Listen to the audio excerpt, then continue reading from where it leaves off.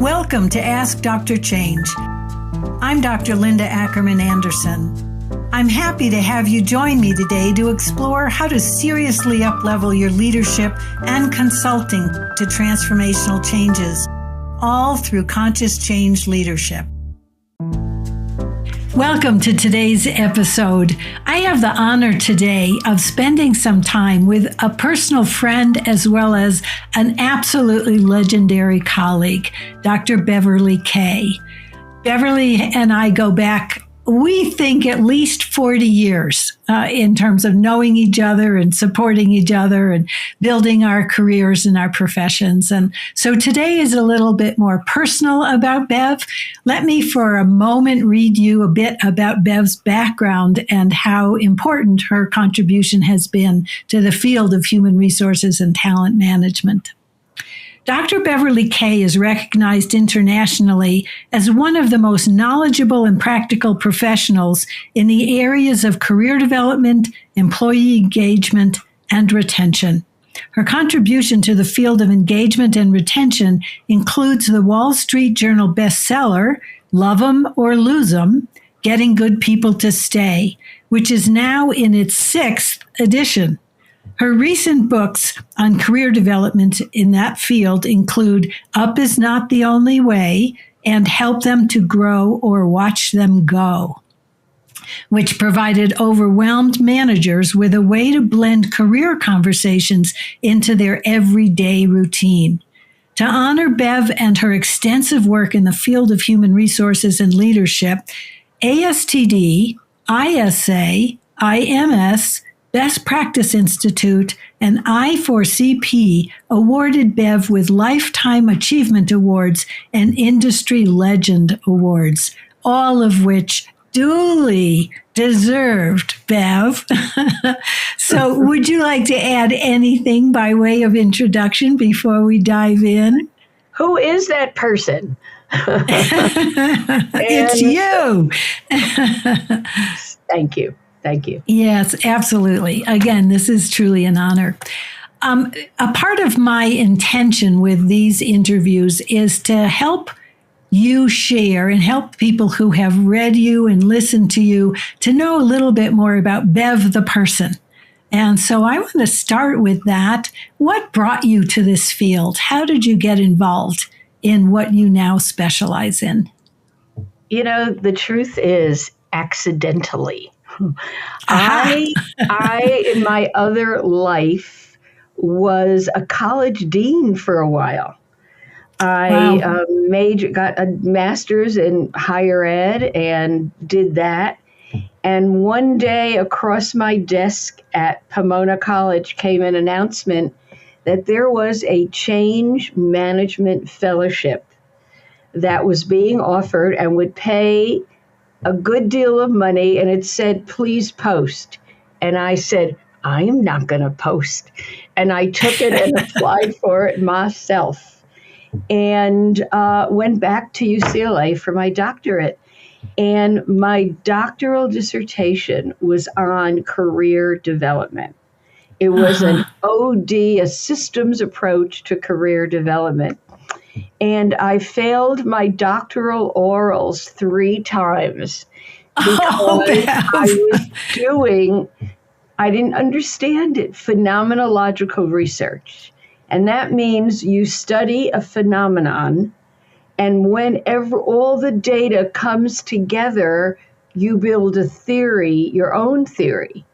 And that was not what a fast-moving, fast-talking Jersey girl does. And I tried to build that theory several times, and my committee would say, nope, that can't be it. Start again. Wow. And I would leave in tears. And, at the time, my mom said, why do you need this? Just stop. My dad said, don't you dare stop. And I hung in. And little did I know that experience would lead to my first book, which was titled Up is Not the Only Way. And it would open the door to what is almost 50 years in the field of career and engagement and retention. So it wasn't Amazing. my aim, but I certainly dove in and followed my nose, I guess. Oh, it's great. Perseverance. Wow, after all this time. I'm curious to know how your relationship was with the work over time.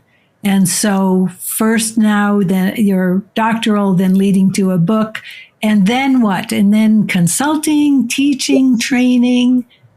So when the Prentice Hall book came out, I started getting a lot of calls from people who said, "We like what you wrote. Can you come here and do that?" I'm sure I can. Not realizing how every single company was different. The issues were different. The leaders were different. And as I kept getting more and more calls, I needed more and more pals of mine to help me. So slowly but surely, I started building an organization, and we started producing paper tools that were great assessments and great wheels that you spin and great, because I wanted everything I did to hold an audience, to be easy and to be engaging and fun. So one thing led to another, and I built a nice sized global company that delivered training in the area of the career conversation and talent mobility, and then in the area of engagement and retention. So I've been lucky because those specialties have stayed moist and have Yeah. stayed alive for all those years, morphed and changed, but still needed. Absolutely. And so now, for all these decades, several generations have gone through organizations and I'm sure needing different things or responding to different things. So you've remained, I would say, evolutionary in your approaches addressing these kinds of social issues. Right. Evolutionary, and maybe my subjects were evergreen. Like, Yes. I Yes. never realized that always people have to grow their careers, and always managers want their talent to stay. So those two subjects were what I was able to stay buried in. Yeah. Where Beautiful. many of my friends became eclectic, Yeah. Yeah. consultants around change like you, with a wide variety of things they did. Yeah. I stuck with those two areas. So I want to ask you, having stuck with change and transformation and change leadership, my 45 years, what was your relationship like with the work? Was it always love? Was it a challenge? Did you struggle with it at all? What has your journey been like with the work? I would say challenge in capital neon letters. That yes, I was making a success of that business and built it. And yet, and this, with every success comes all the angst of, can I keep doing it? Can I keep my name out there? Can I use other people to help deliver the message?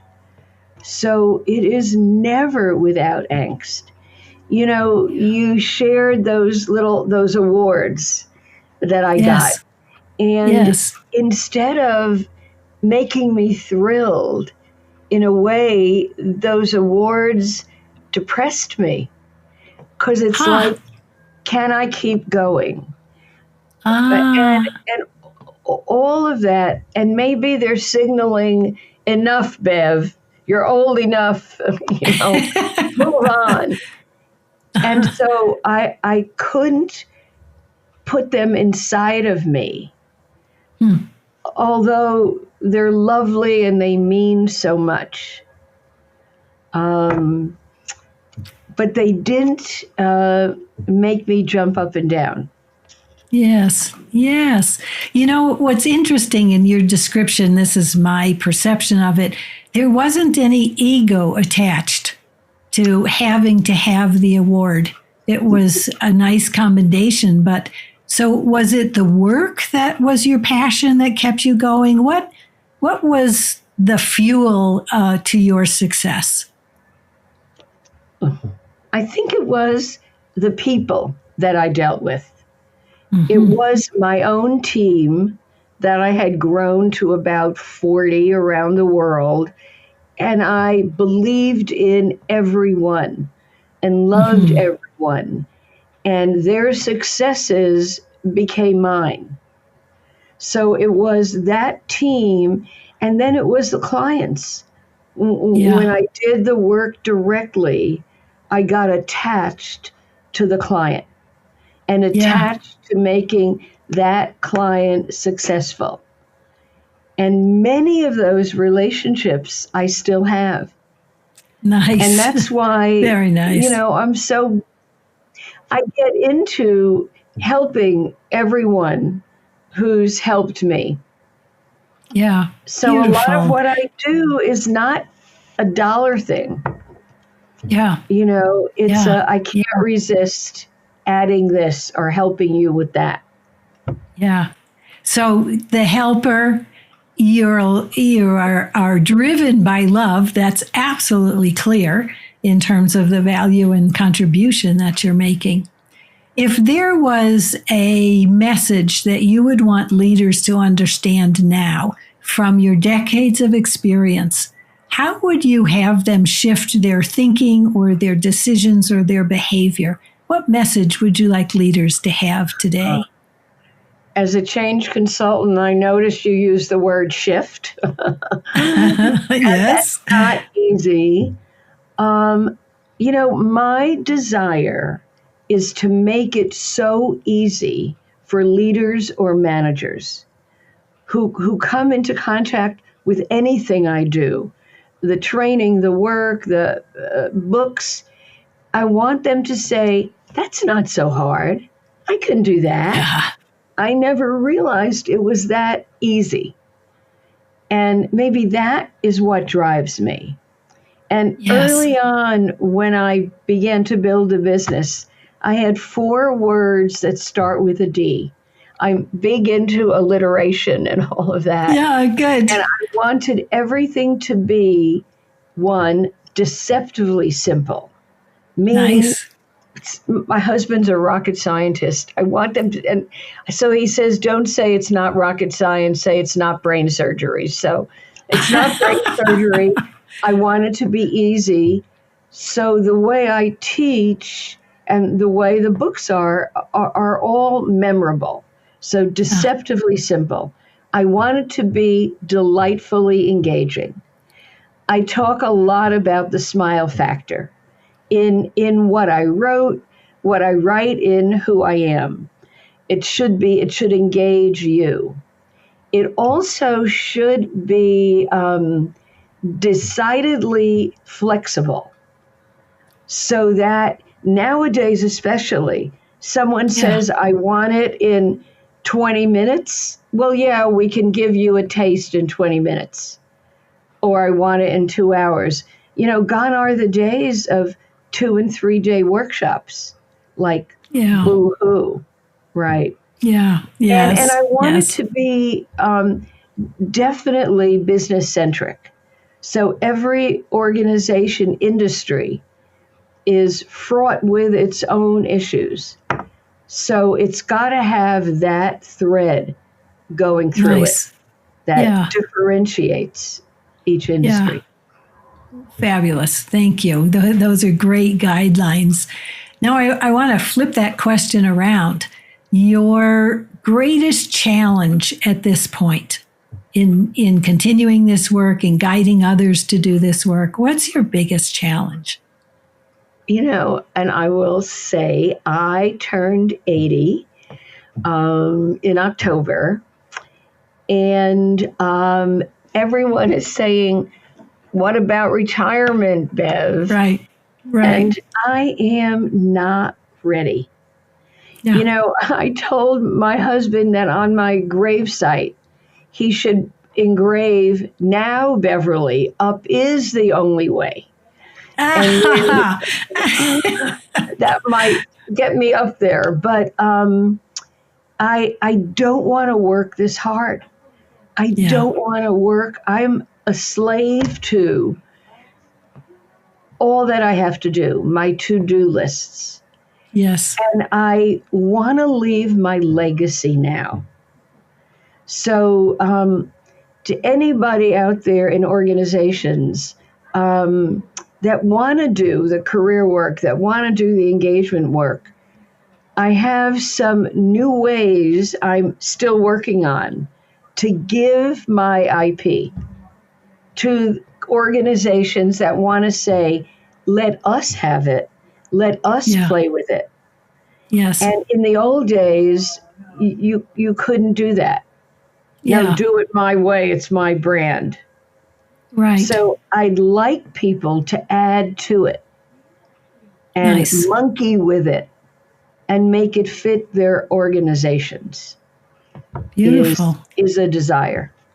Yeah. And a challenge, I imagine. I mean, that's the nature of it. And the how-to is challenging me, right now. Yes. Yes. Yes. How about talent management and engagement and career retention consultants? What messages do you have for consultants?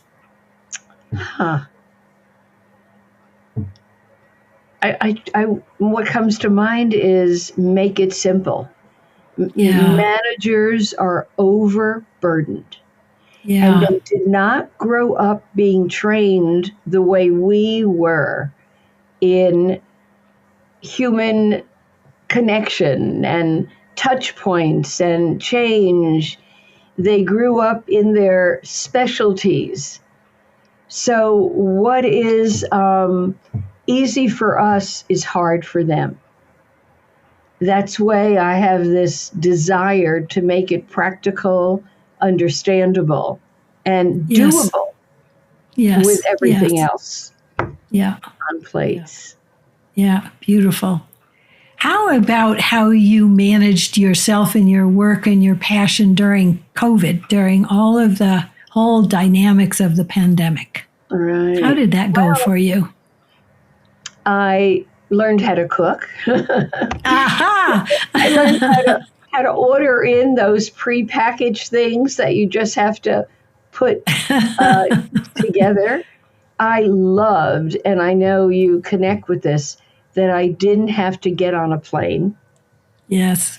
And I got adjusted to this kind of interaction. Yeah. I was on a plane almost, all week, all day, many, many, many days. I did some of my best work in airplanes. The minute that seatbelt was fastened, something happened in my brain and my creativity jumped out. And my husband said, "Can I just buy you a seatbelt and put it on your office chair?" And so that's what I miss, without the travel. Yeah. Yeah. Interesting. So you made it work for you and in a lot of personal ways, which is wonderful. Right. Yeah, great. So I'm also curious, what's next for you? What is your cutting edge? Can't you just tell me what it is and I'll go do it? We could have lots of fun conversations about that in both directions. I'll go back to the legacy thing. I want to figure out ways to give people inside organizations the IP they need to do what they want to do. I thought maybe I'm not a coach, and I'm not a coach because I want to fix it for every coachee that comes my way. But maybe I move into, and I was calling it lightning consults. Like, come to me with a problem. Yes. And I'll give you 90 minutes. Yes. And we're done. Yes. And not that I can solve it, but I'll know who to introduce you to, at least. And I'll give you the tip of the iceberg idea. Because in the end, I'm a great ideator. I'm not a great leader. When I had the bigger company, I was always saying, we could try that. And my team would say, Beverly, we have a strategy that's outside the strategy. I couldn't stay in those confines. So I drove my leadership team crazy. Yeah. Because I had too many ideas. And even now that I have a smaller team, I'm still driving them crazy with ideas. You never know when one of those ideas is going to be a breakthrough. That's right. But for normal people, it's Beverly, enough already. Let's get this done. Yes. Then we'll look at that. Yes. And interesting. So how are you keeping your energy going at this age? 80 is extraordinary, Bev. Extraordinary. And it's only a few years beyond me. I know. I'm not far behind. But still, how do you keep your life energy going? God. I'd like to say drugs, but no. I do take a little gummy to sleep at night, and that helps. Good. But, I think it's the business I do. Yes. That keeps me alive and energized. And it's friendships. It's long term, like you. Yes. 40-ish years. I mean, I remember you. And you were you were one of my idols back then. Because you knew change management like I didn't. Yeah. And I love that we're still in it. And friendships and girlfriends and support from colleagues. Yeah. Wonderful. That's great. Yeah, that's great. And I'm imagining you eat healthy, you exercise, you have your gummy sleep, which I do as well. I don't know about eating healthy, but right on my desk is breakfast, which is a little Fig Newton package.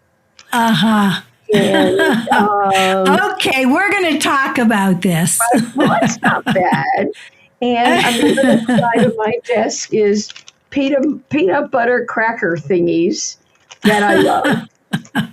So, fun. and the thing that when I was thinking about doing this, I pulled 2 books from my shelf that have been important to me.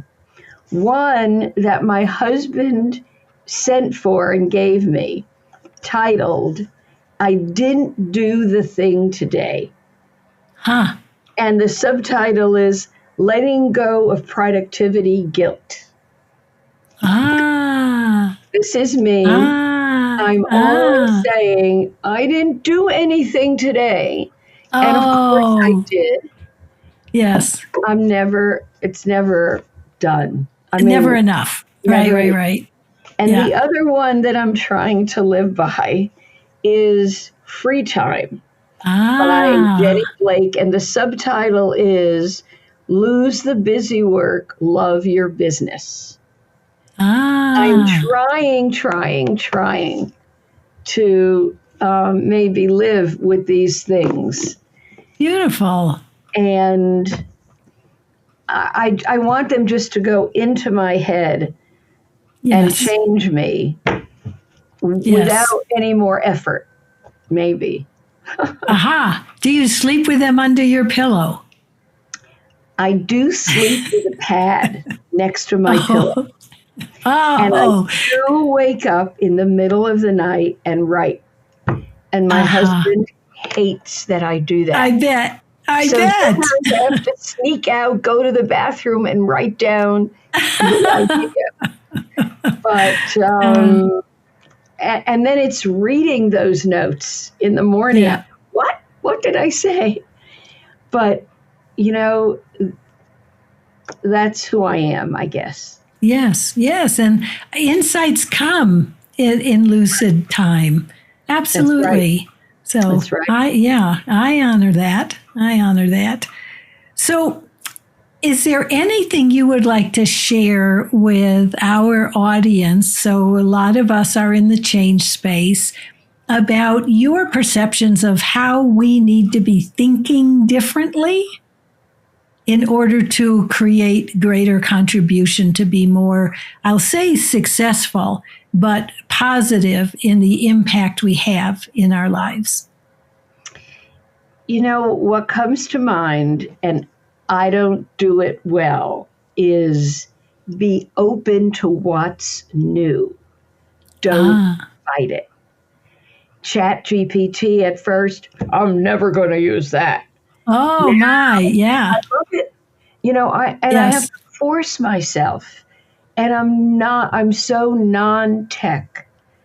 And luckily I have some people who help me. But I would say to everyone in our field, don't close any door. Yeah. And opening the door is always going to be scary. And, you're going to pull on your hair to figure out, how do I make that work for me? Yeah. But I don't think we have a choice. And our field now is changing so much. A part of me says, I'm glad I'm 80, because I don't have to walk this earth forever, because things are coming and turning our work upside down. Yeah. Really upside down. And, can you give us an example of what you mean? Like the way we deliver what we know. Yeah. How do I shrink it? How do I get to the essence of it faster? Yeah. How do I give people tools? I come from paper tools, little wheels used to turn. Yes. And how do we get into the flow of the new way and yet bring our identity, bring our humor, bring our charisma to those new tools? Yes. Instead of shutting the door and saying, not me, I'm not using that. Right. Well, it also being non-technically oriented, I can completely relate. Right. The one thing that Dina and I feel very strongly about is the length of training time it takes to really get what we're talking about. And so our Leadership Breakthrough Walk the Talk of Change program is 3.5 days. It's not 1 day. It's not 2 days. It's 3.5 days. And you're selling 3.5 days to clients. Yes. Because the guarantee of the outcome is worth that, to get leadership teams collectively to go through an experience that will bind them forever, that will change their lives.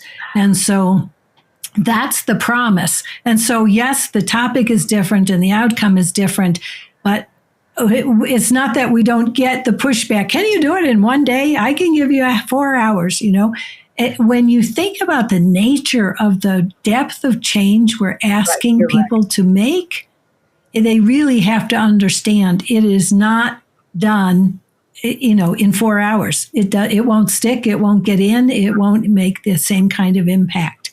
And so it continues to be a challenge. I love that. But you're saying you can promise, that it will work if you. Yes. And yes. I miss the days of really shaking a group up and having yes. consecutive days, and that night in between. Yes. That's how we grew up.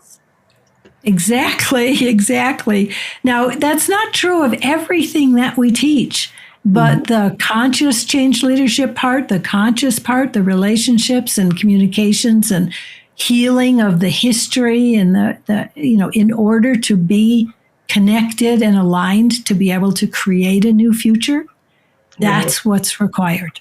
It doesn't happen any other way. I mean, we are still human beings, technologically supported, but we are still human beings. Right. And it's one of the things that I've loved about your work is how much humanity you have built into your work. Wow. You're unique in that way. You embody it and you teach it, you give it. But, in our work, there always seems to be somebody who does it better, bigger, stronger, and we do a lot of comparison. Yes. And that's hard because comparison never works, never makes you feel good. No. So how do you stand out? What's your strategic advantage? I mean, this is good old marketing, right? How are you unique? How are we unique? We still are working on evolving. What will be the message that actually gets the grip, that gets the traction? Because there are so many folks doing so many things that don't deliver on the same level of promise. But yours do. You deliver. Yeah, and yet, because of how fuzzy so much is around the thing we do, you want to deliver, and sometimes it's just not possible, given who they are, given the circumstance, given all of that. Yes. Yeah. Hard. It's hard work. It's hard. No one said it was easy. When you said make it easy or make it simple, right? No one said it was easy. It's really hard work. Right. And, the outcome is important. You're right. Bev, last thoughts, last wishes for folks that are listening and watching? I think it's, if you don't have a support group, if you don't have a group of pals that you can call, like right before this interview, another friend in the field, big in the field, was talking to me yesterday, and I was having a really bad day, and I was teary, and, just a bad day. And she called right before this to say, "How are you?" Nice. And it's just knowing that you have a group who you can say, "I'm ready to jump out the window, stop me." Yes. And you and I could do that to each other. Yes. For each other. Absolutely. We know that road. Yes. And we've also been on that road, ups and downs. Right. Yeah. Right. Oh, beautiful. So staying with it, knowing that you have a trusted community around you that you can be authentically yourself. Well, Bev, you model that. You embody that. I mean, every time look what I'm doing. That's terrible. No. I want you to take it in. It's really true. And I want the folks that you have touched out there in the world to truly know who you are as a human being. You're not just brilliant. You're not just a legend. You embody the beauty that you teach that people want to be all of who they are in their work environment and are supported and celebrated for that. I'm going to save this and play it for when I want to, jump. Jump out. Okay, deal. And if for whatever reason it doesn't take you far enough, you call me, right? I will. Okay. Thank you so much for sharing this time today. I so appreciate it. You've added so much, not only because of the work you do, but who you are. So thank you, Bev. Today's subject is one of the key topics that we feature in our Leading Transformational Change online program. If you'd like to learn more about leading transformational change, go to beingfirst.com/LTC. Thanks for spending some time with me today. I hope you gained some valuable insights for your work. Please send me your questions and challenges by going to askdrchange.com.